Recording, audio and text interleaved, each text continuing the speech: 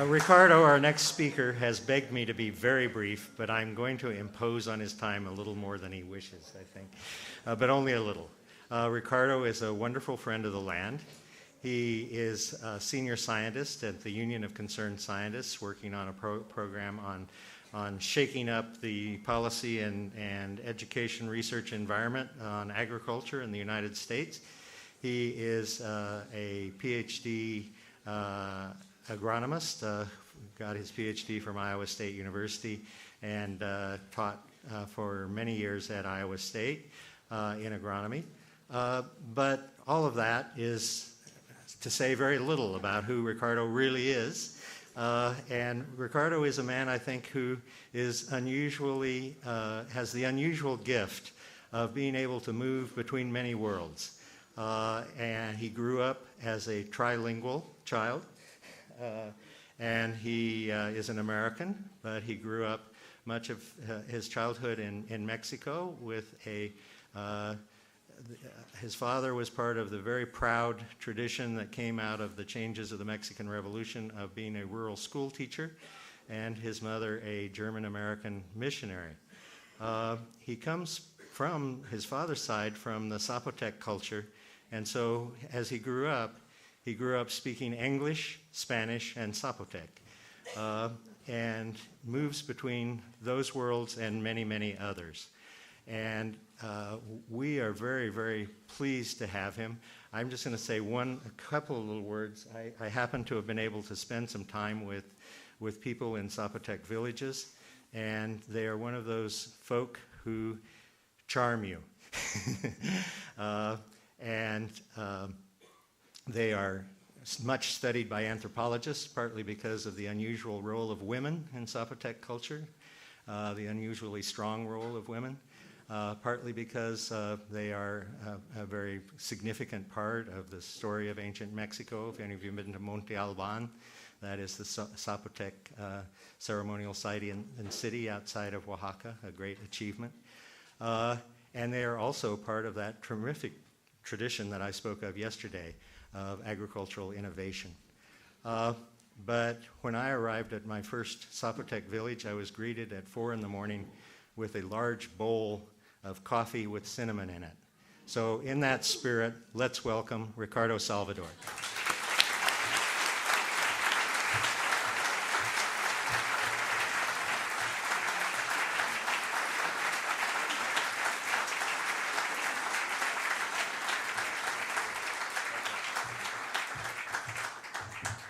Thank you very much, everyone, and particularly thank you, Angus. This is really a privilege, lots of different ways.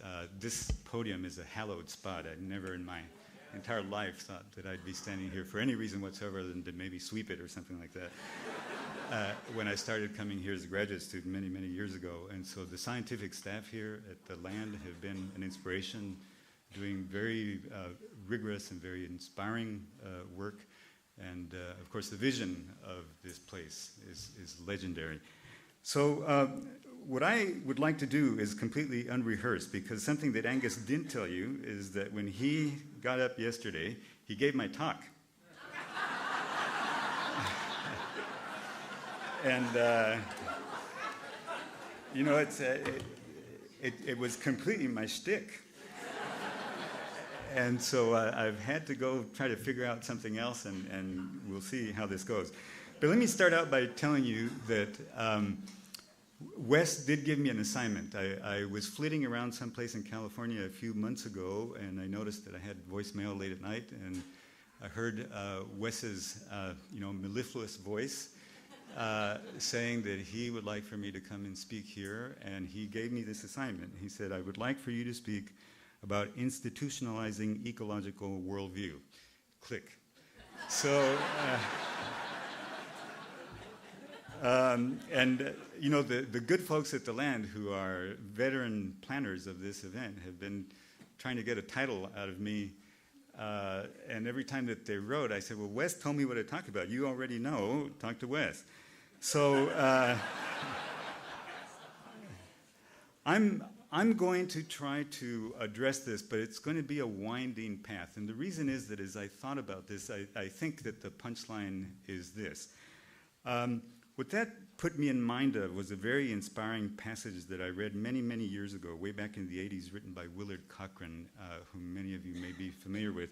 He was an economist who worked at the USDA, and due to that experience had some insights in terms of what our formal government institutions could be doing differently in order to support a different kind of agriculture.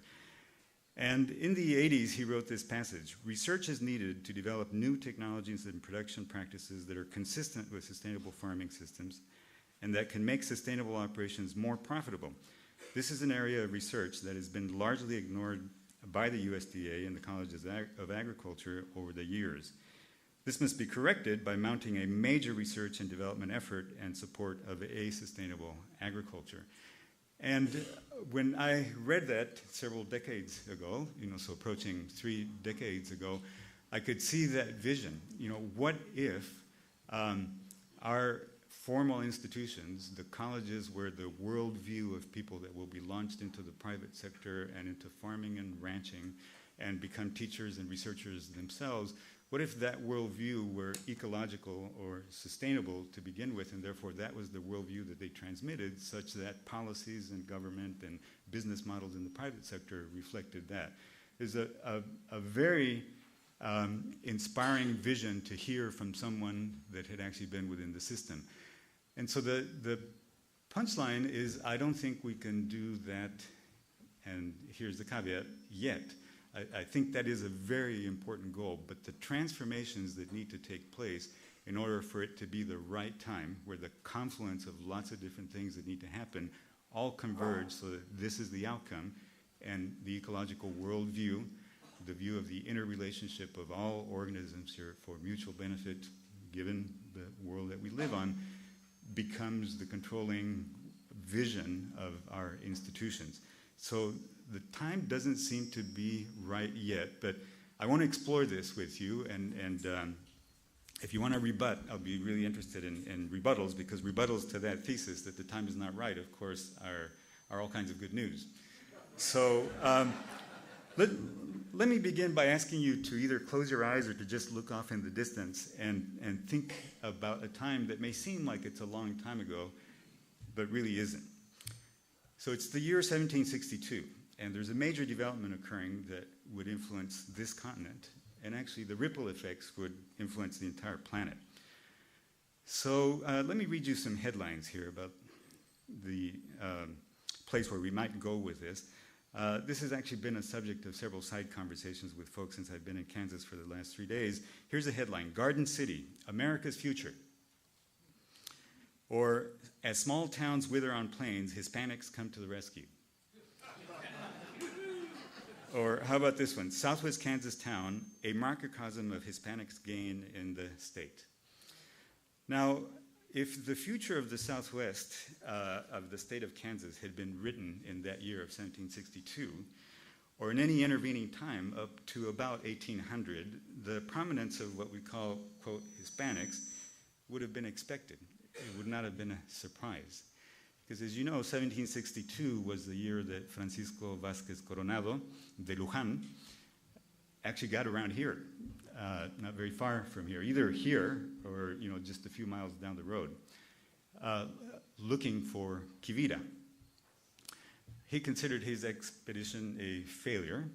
One of the consequences is that this territory became marked as property of Spain, and was so until the 1800s. But he considered it a failure because of the fact that he didn't find expected wealth in the form of gold.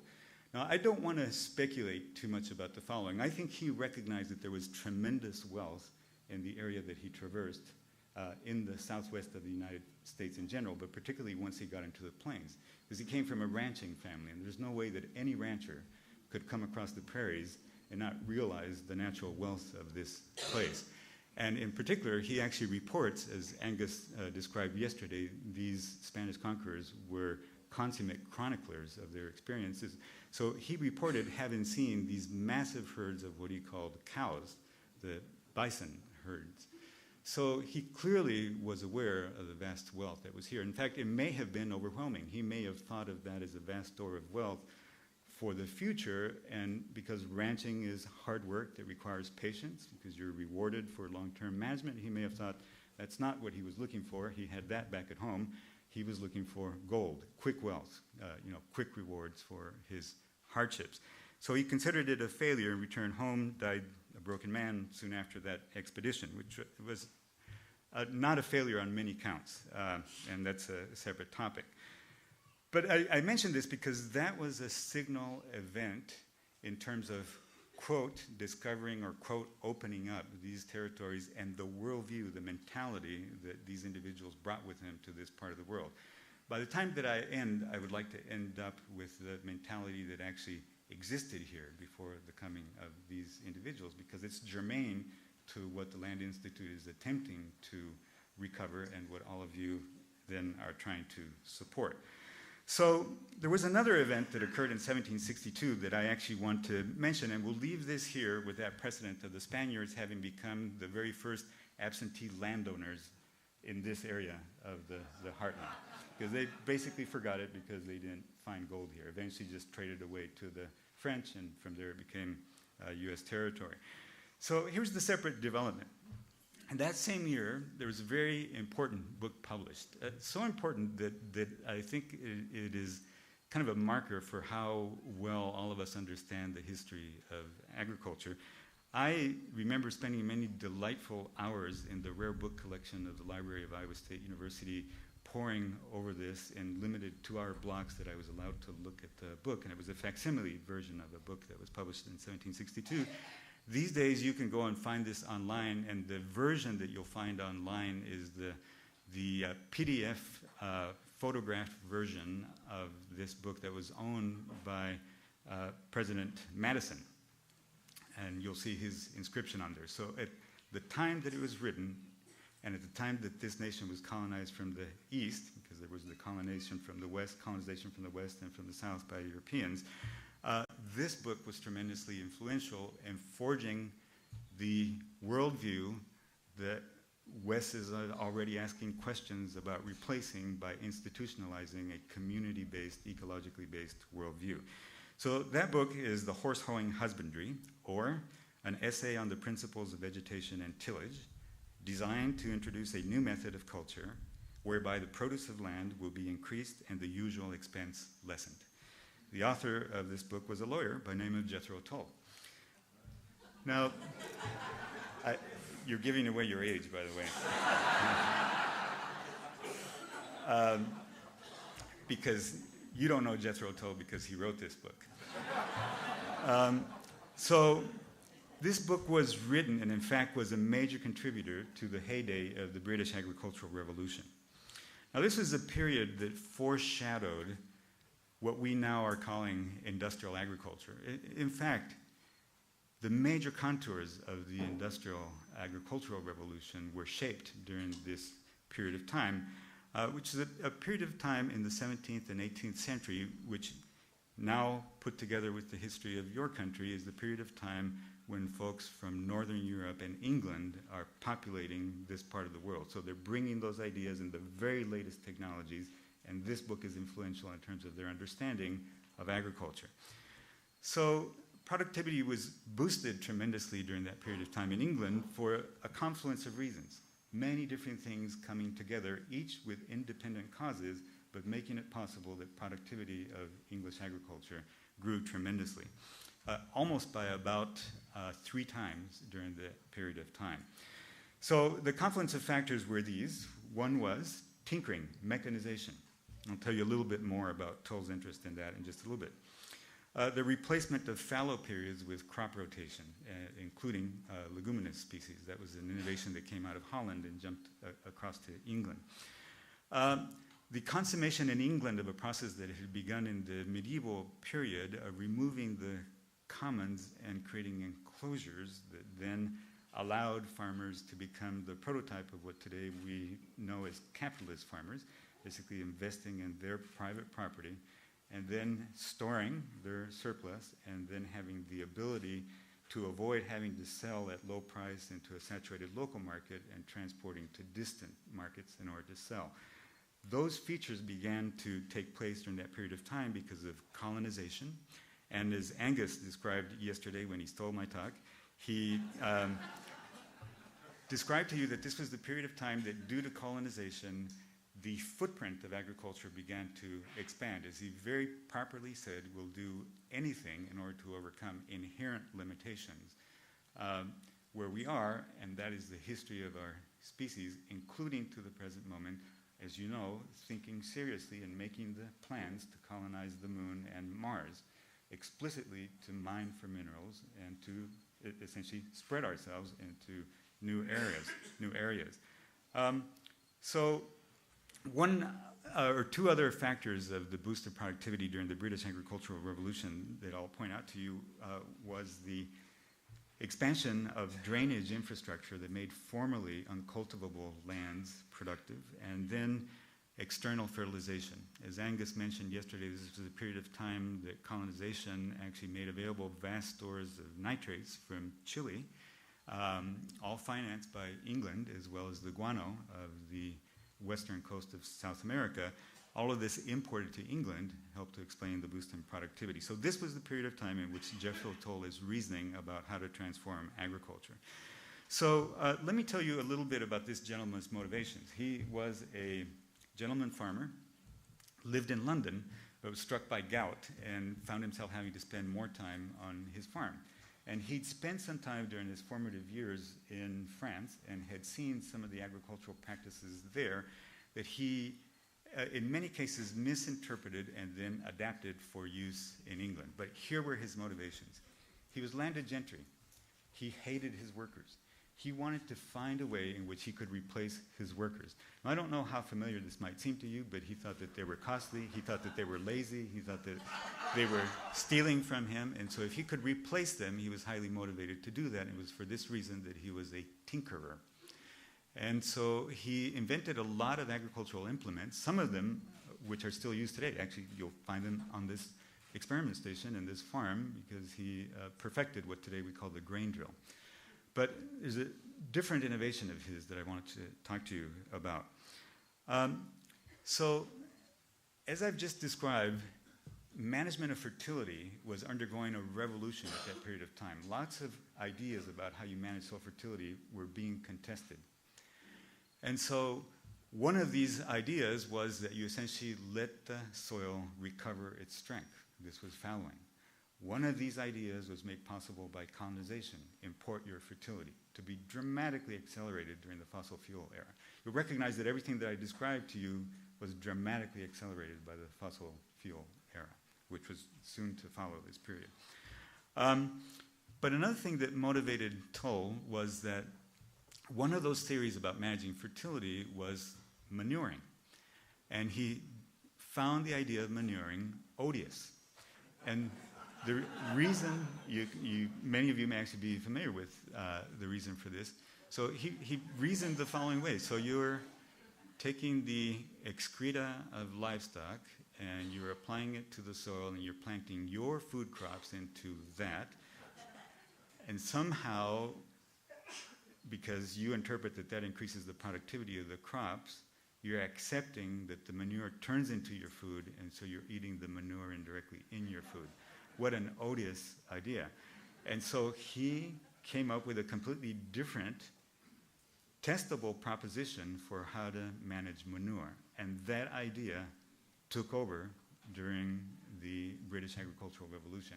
And it was this idea. As a matter of fact, let me just let Tull tell you this in his own words. Too much niter, what today we'll refer to as nitrogen fertilizer, corrodes a plant. Too much water drowns it. Too much air dries the roots of it. Too much heat burns it. But too much earth, soil, a plant can never have, unless it be therein wholly buried.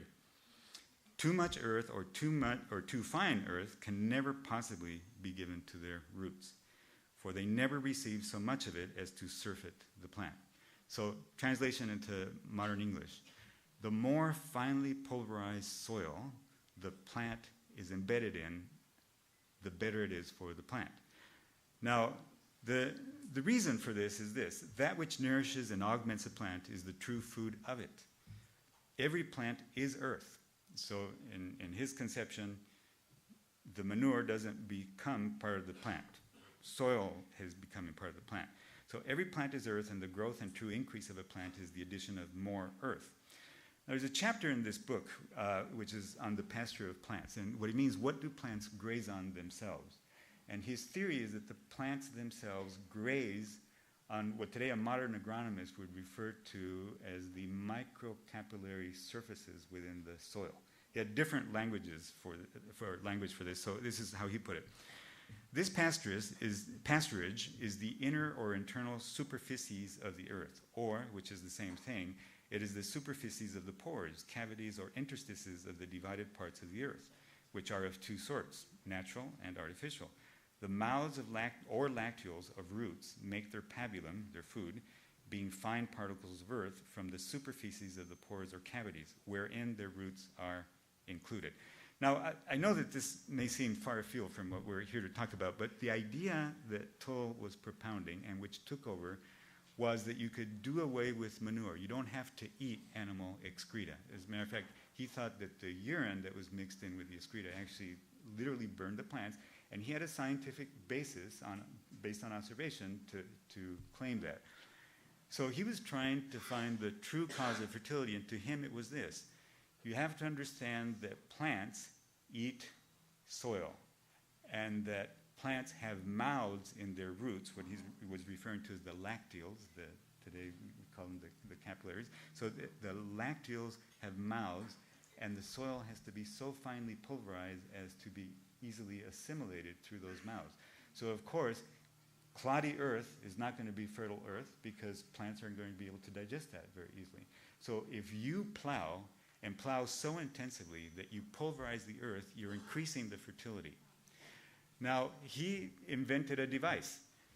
As a matter of fact, if you remember the title of the book, The New Horse Hoeing Husbandry. So he perfected, along with many others, so he wasn't the only one tinkering away, but the Chinese invention of the Chinese plow was refined in England, and he refined the hoe so that he could finely pulverize. And of course, it was drawn by horses, so he had to have rows. Prior to this, you were broadcasting your wheat. So now he has to invent the drill so that you can have rows.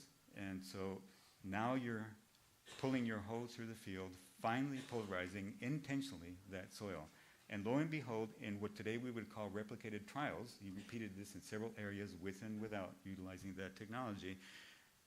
The technology where he used no manure and intensive hoeing produced more wheat. As a matter of fact, many people refer to him as the first agricultural scientist because of that approach. And so this idea took over based on solid scientific evidence. Now, of course, today, those of you who are agronomists or farmers in the crowd have immediately gotten to this, and you know that what actually was happening, this is why I took pains to describe to you the alley left for the horse, is that, of course, wheat is a tillering or branching grass. So in the theory of yield construction for an agronomist, you build your yield by multiplying, literally it's a linear function, the number of seed per unit of area times the number of stems that you get per number of seed, times the number of branches that you get per number of stems, times the number of seed heads that you get per number of branches, times the number of actual seeds, fertilization and so on, times the duration of grain fill, and at the end you get weight per unit of land. You want to maximize each one of those components. What the man did was to create space so that previously, because of poor spacing, you had limited branching in the wheat. He created a situation that was favorable to highly branched wheat plants that produce lots of seed heads, therefore more seeds, therefore greater yield. So he completely misinterpreted what was going on in his fields, but the recommendation ended up being the same. Do not manure, do not replace your fertility with the manure. You increase the fertility by pulverizing the soil as finely as possible. Now, you can see that in deep soils, that you could get away with that for a while. And in soils that actually had a reasonable amount of organic matter, you could get away with that for a while. The close analog to that in the modern era is what is referred to as, quote, sustainable intensification. Where, it's the idea that basically you exploit, whether you realize that you're doing it or not, the buffering capacity of the natural environment where you're practicing. So nevertheless, this book becomes such that almost every farmer that comes to the United States during this period of time is well acquainted with it and is planting this because, look, it's the latest technology, newfangled machinery, a new idea about how you do this. As a matter of fact, this whole idea was referred to in the shorthand as the new husbandry. So it was, so to speak, the drones and the GMOs of that era that people were infatuated with and brought to the United States. So let me give you an observation from a contemporary of Jethro Tull living here, gentleman that you're familiar with, Benjamin Franklin, on what this represented. You'll find this passage, if you're interested, in a treatise that he wrote, very lengthy, very interesting and entertaining treatise that's called Positions to be Examined Concerning National Wealth. So he was thinking, remember, 1776 is when The Wealth of Nations was published, when we were actually inventing how we defined that wealth was created. So in 1769, Franklin is among the people who's establishing a whole new country, making up new rules for everything. It was not, completely out of place to make up the new rules of what today we refer to as economy, straight out of our heads. How do we want the world to work? So this is what Franklin had to say about the big picture of what Jethro Tull was actually operating in a very narrow, focused way. There seem to be but three ways for a nation to acquire wealth. The first is by war, as the Romans did in plundering their conquered neighbors. This is robbery. So Professor Wright, he stole my talk, but he made this point yesterday. So, all right.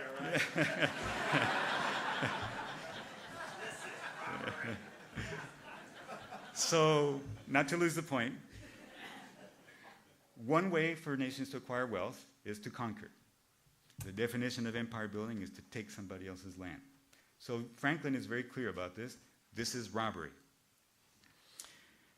The second is by commerce, which is generally cheating.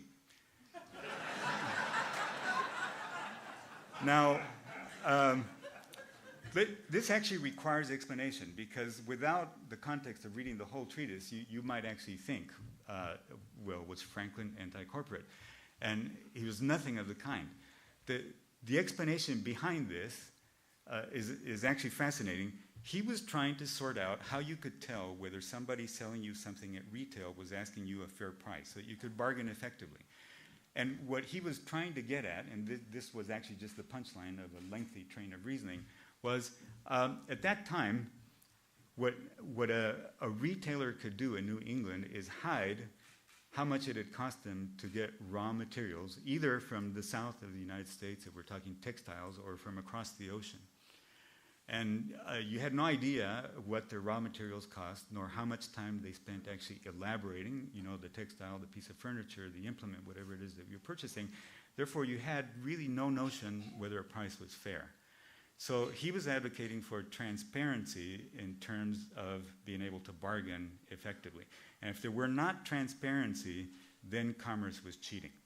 So that's the reason why he's able to make that statement. So two ways for a nation to acquire wealth: rob, cheat, commerce.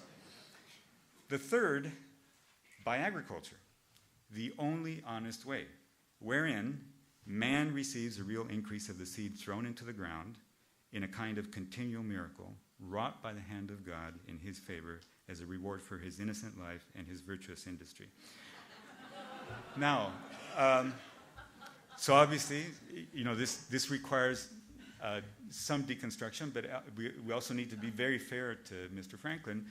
Actually, who am I to say anything about Franklin? I deeply admire his thinking and his role in history, but this particular point is a very interesting one because insofar as he knew the circumstances of the time in which he lived, what he's saying was true. Let me repeat this to you. Agriculture is the only honest way that you can increase wealth, when man receives a real increase of the seed thrown in the ground in a kind of continual miracle.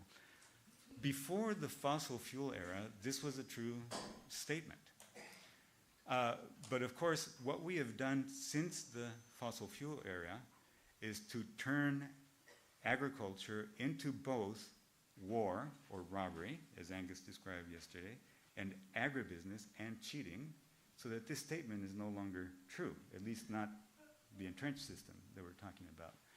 which is a useful contrast for us to bear in mind in terms of the objective of increasing wealth. You could go lots of different directions. What kind of wealth exactly are we talking about? Because, of course, there is one kind of very temporary wealth that one can accumulate by exploiting this particular system. Here's another piece of theft from Angus. I should stop doing that because I should tell you I've been such an admirer of Angus's work that it may quite easily be that I'm stealing from him and just... and I'm just not remembering where these ideas came from. So, I've been particularly pleased with our work at the Union of Concerned Scientists recently, where we've landed on the notion that we're advocating for the recognition that in agriculture we've got a hub of human interests where the things that matter in the human prospect all intersect. But we are not managing them as a nation or as a globe in the systemic way that is required because we see all of the different spokes as individual things. So there is no intrinsic policy for food and agriculture that we have in this nation. And so we're calling for the need of such a coordinated, rational approach to how we actually manage the rational is not the right word, a coherent way that we could manage our affairs in terms of national policy. But the foil to that is to say, well, we don't have such a policy at the moment. If you just looked at the outcomes of all of the aggregate sets of policies and practices that give us the performance that support the kind of agricultural system that we have today, there is an implicit food and agriculture policy right now in this nation, and it is exploit people and nature for agribusiness profit. It's a very simple thing to document, and this is what we need to turn into, nourish people, enrich the earth, and increase human well-being, and that should be an object of our national policy. But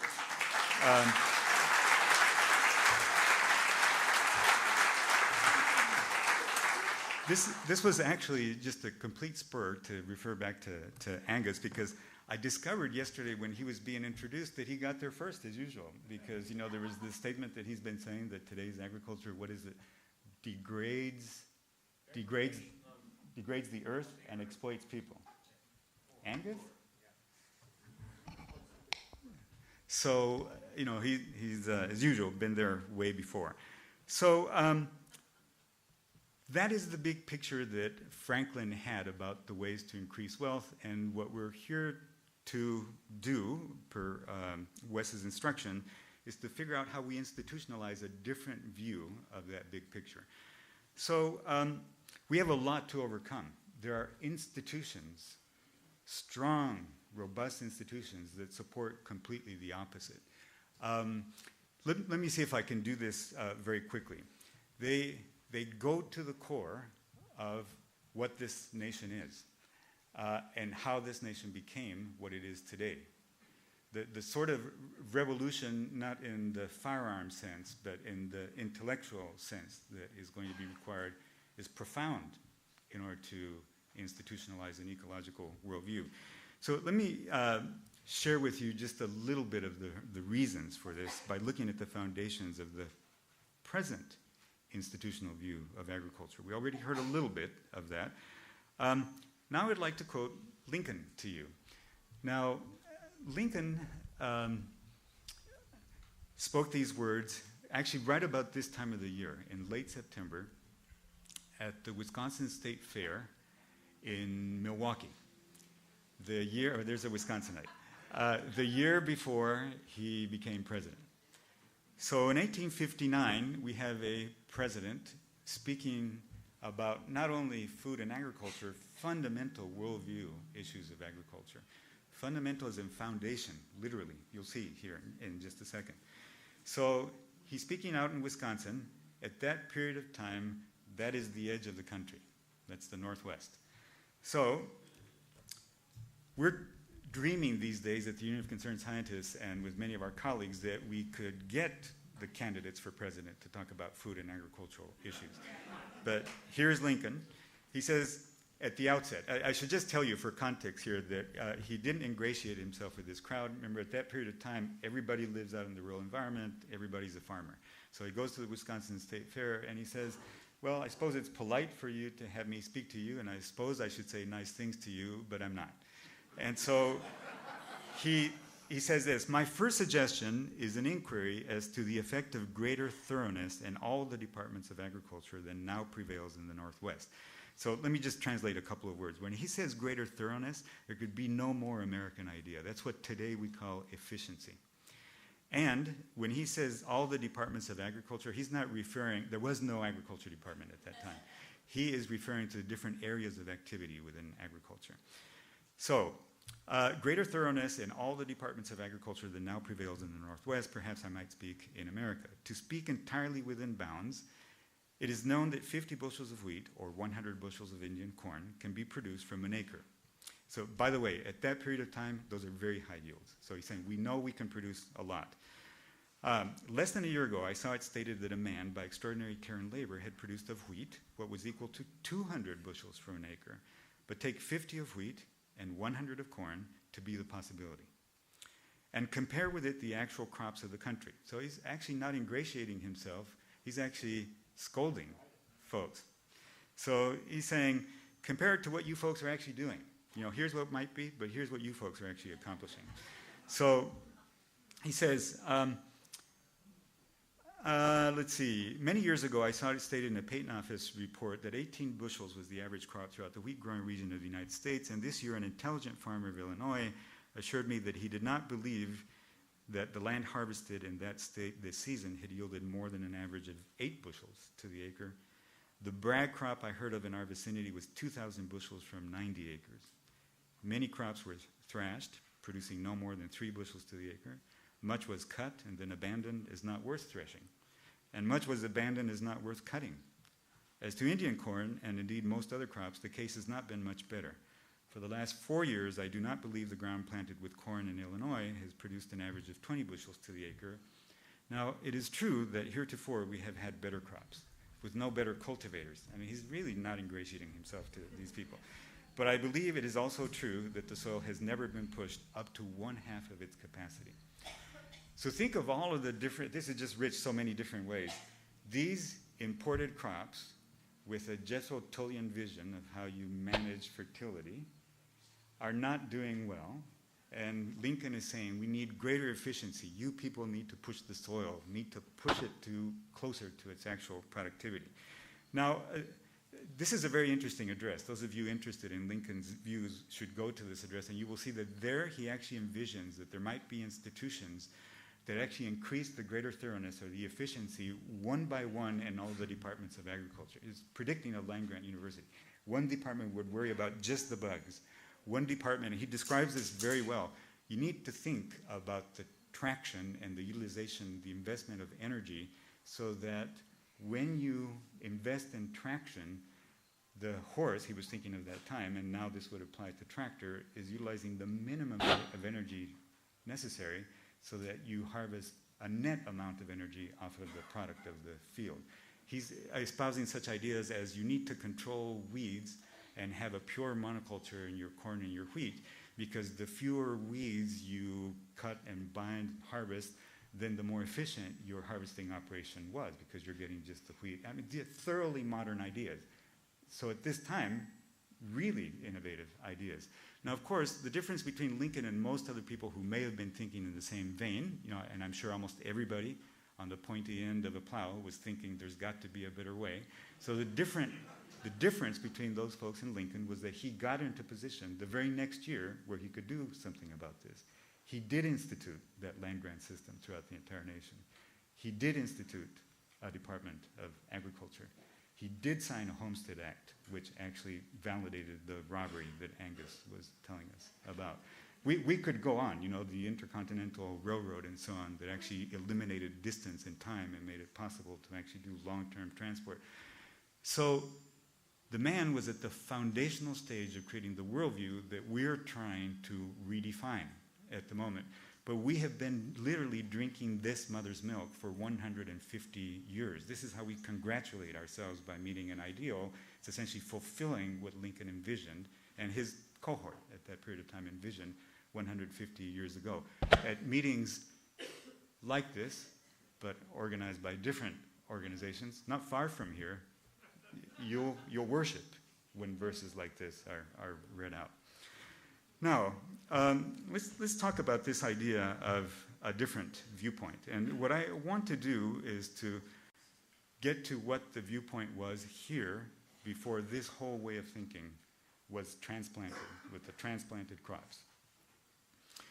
I'll refer here to the ideas of Harvard historian Frederick Turner, who some of you may know as the originator of a notion that is known as the frontier thesis.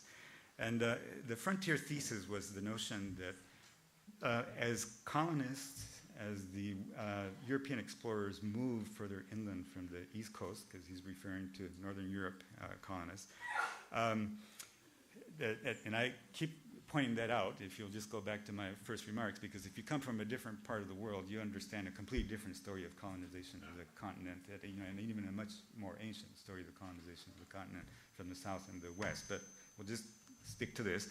So, he was at Harvard, and so he's taking this view of the population moving westward. So he thought that the frontier was the crucible that actually defined what the American character was. So put this together with Lincoln's ideals of the American spirit for greater thoroughness. And what he thought was that there were these three characters that really defined the American culture, and they were forged on the frontier: egalitarianism, lack of interest in high culture, and violence. So that's the core of the frontier thesis. And obviously this idea was taken up. It's been much debated, among historians, anthropologists, and so on. The interesting thing about this idea is that those who hold to the fact that when a population is conquering, struggling, being inventive, don't think of this theoretically. Think of World War I, World War II, think of the Middle East wars and so on. When a population is struggling with these things, they become creative. They, pull deep within themselves, and they create something new, and it creates a new culture. So people who believe in this think, well, now that the Old West frontier is done, how does the American spirit renew itself? So there's been the technological revolution as a new frontier. Today, some people might say the digital revolution is a new frontier. As I've alluded already, we're thinking about going to other planets. Just a little side comment, humans in history doesn't really work this way, but the whole notion that we should not be entitled to go colonize another planet or satellite until we've shown that we can manage this one properly, requires some thought, which is analogous to the notion that when we discuss the purpose of agriculture and we use the sloganeering about the 9 billion that you're all familiar with, none of us has a leg to stand on until we can show that we understand how to feed the 50 million in the United States who are hungry. So, very similar trains of thought. But let me focus on what Turner had to say about the thinking in this part of the world before the arrival of Europeans as a first approximation. He says this: white people remark upon the fact that Indians perceive a spirit in every animal or rock. They are simultaneously admitting their own loss of a deep spiritual relationship with the earth when they say this. Because Native Americans are a part of a total living universe. Spiritual health is to be had only by accepting this condition and by attempting to live in accordance with it.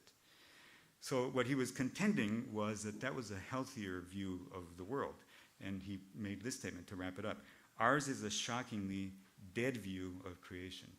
We ourselves admit only things in the universe to which we grant an authentic vitality. And because of this, we are not fully alive. Vasquez Coronado comes all the way out here, doesn't find gold, turns around, goes back, says there's nothing there. So now rather than interpretation through white eyes, though, Angus mentioned to you that I come from a family where we're just in three different worlds. So I'm just as comfortable, singing "A Mighty Fortress Is Our God" on Sunday morning as I am sitting in a Zapotec fire or a harvest and understanding a totally different worldview. And it's fair to everyone to speak for themselves rather than to have other people interpret their thoughts. So trying to get as closely as possible to original thoughts rather than interpretation. Let me quote to you from another historian, also from the East, Seneca historian John Mohawk, recently departed, but from his book Resurgence. So he said this: the natural world is our Bible. We don't have chapters and verses. We have trees and fish and animals. The creation is the manifestation of energy through matter, because the universe is made up of manifestations of energy. The options for that manifestation are infinite. But we have to admit that the way it has manifested itself is organized. In fact, it is the most intricate organization. We can't know how we impact on its law. We can talk only about how its law impacts upon us. We can make no judgment about nature. The Indian sense of natural law is that nature informs us, and it is our obligation to read nature as you would a book, to feel nature as you would a poem, to touch nature as you would yourself, to be a part of that and step into its cycles as much as you can. Now, this is a profound insight, again, from somebody who straddled two different worlds, and I see that as what is to be institutionalized in order for us to demonstrate that we can manage this planet and ourselves properly. And even that concept, is an almost arrogant concept, because it separates the human being as the manager of the rest of the planet. As a human being, we're not integral to the mechanisms of that entire planet. All of you are very familiar with that danger. So there is a modern rendition of this, which is sort of like the 2-minute version of scientific agriculture. And by this, I mean that passage from John Mohawk. Remember, he talked about all that there is energy, and that all that we can do is understand how we're impacted by natural processes. And the smartest thing we can do is understand how we can step into these naturally occurring cycles. Because in the big picture, ecology, the planet, thermodynamics are doing lots of work without which we don't exist. We're completely contingent on all of these different processes. All of the things that we do will impact us and don't have much more effect. You can do this little thought experiment. Imagine a planet just like Earth, no human beings. Totally possible planet. Now, imagine human beings without a planet with the characteristics of Earth. Very impossible beings. I mean, if you think that's ridiculous, because obviously we evolve within the context of Earth, then think of it this way. Space capsule. You're out there isolated in space. How long can you survive there? You need some sort of tether to this place. And aside from this place, your muscle mass begins to decrease, your physiology begins to go haywire. We're just not us unless we're in the context of this planet. We're utterly contingent on this planet, not the other way around. And so because of that, here's a modern rendition of this. By the way, here's one of my favorite ways to understand what we do and what we're about, even though we're very sophisticated about this, and that is to look at the first few hours after we come into being. So about 8 hours after fertilization, we're these little spheres, perfect spheres, known as a blastula, about 1,000 cells. And shortly after this period of time, this very fascinating process that's called gastrulation takes place. That is that there are different layers created within this little sphere that begin to move in different directions, and it's the beginning of specialization and morphogenesis, where we become the actual organism that we will eventually be. But you know what the first axis of organization is?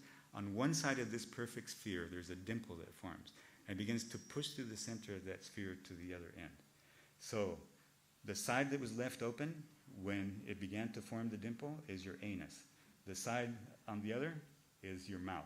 And that's the principle of organization of the organism when it begins to form. We're all about finding our food, nourishing ourselves, thermodynamic beings. So we continue to do that, but now the way we do that, as Franklin said, is with armies or with congresses and, everything that we've talked about here. But it's all just that simple. This is what we're trying to do. The question is, how long can we do that? The planet will be fine. How long will we be able to do that? So here's what we learned. First of all, we're utterly contingent not only on the planet, but on all of the tricks that were developed first by single-celled organisms on this planet, bacteria, who were here for 1 billion years before we were and will be here long after we have perished from the planet. They learned tricks such as nitrogen fixation, photosynthesis, fixation of energy through the sulfur cycle. They are the organism that actually began to cooperate initially to form mats and then eventually organisms. There's a process called endosymbiosis where some of those bacteria became part of other organisms that acquired their capabilities, such as nitrogen fixation and photosynthesis. So here's the story. In a crop stand these days, what we're trying to do is to position as many of those bacteria, which we now call chloroplasts, in a deep canopy as densely as possible to intercept as much light as possible. And if we tried to do it in the most stupid way possible, we couldn't imagine a better way than the way that we're doing that right now. And the reason is because we create this solid canopy with exactly the same structure from top to bottom, which filters light, making it red the further you go down. The spectrum is different, and different organisms would be able to take better advantage of the full spectrum of light all the way down the canopy, which many people have discovered and take advantage of by actually integrating different thicknesses of leaf, different shapes of leaf, completely different organisms throughout the entire system. It's a major discovery to folks trained in the European tradition and call this thing a polyculture. But in fact, this is the way that nature operates, and it's the folks at the land attempt to do by mimicking that. You get much greater, quote, thoroughness out of the system by doing what John Mohawk stated. You're essentially just stepping into the cycles that are already there. Here's another way of thinking about it. We learned to do agriculture on alluvial fans or at river deltas, where the planet was doing the work for us, where sediment, organic matter, was enriching the fertility naturally of one part of the planet. And we just inserted ourselves in there. Whether we were there to take advantage or not, the underlying process, the biogeochemical process, was going to happen anyway. That was the beginning of agriculture. But with the inception of fossil fuel, we're completely able to overcome that. Now, I'm not going to elaborate on this, but let me just give you an example. I recognize before I give you this example that it's an insufferable example, because so I run, and so those of you that are runners will understand this. I think about this all the time when I am trapped by a course that fools me into thinking that I'm a better runner than I am. The Boston Marathon course is famous for this. It is an imperceptible downhill for the beginning. And then when you begin to exhaust, about mile 14 and so on, you climb these hills. And that's when you find out how good of a runner you are. So when the wind is behind you, when you're going downhill, you're smart when you realize this is not me. So you actually hold back. But the majority of us, even those of us that have been running for decades, can get fooled into saying, this is a good day. I'm strong. All of that work I put in, and you go with it. And along mile 14, you find out how good of a runner you are. So that's the story here. So let me conclude with words from Minnekanju Lakota holy man, lame deer, who said the following: humankind is on the road to self-destruction. All of us, Indians and non-Indians alike, must again see ourselves as part of the earth, not as an enemy from the outside who tries to impose its will on it, because we also know that being a living part of the earth, we cannot harm any part of her without hurting ourselves.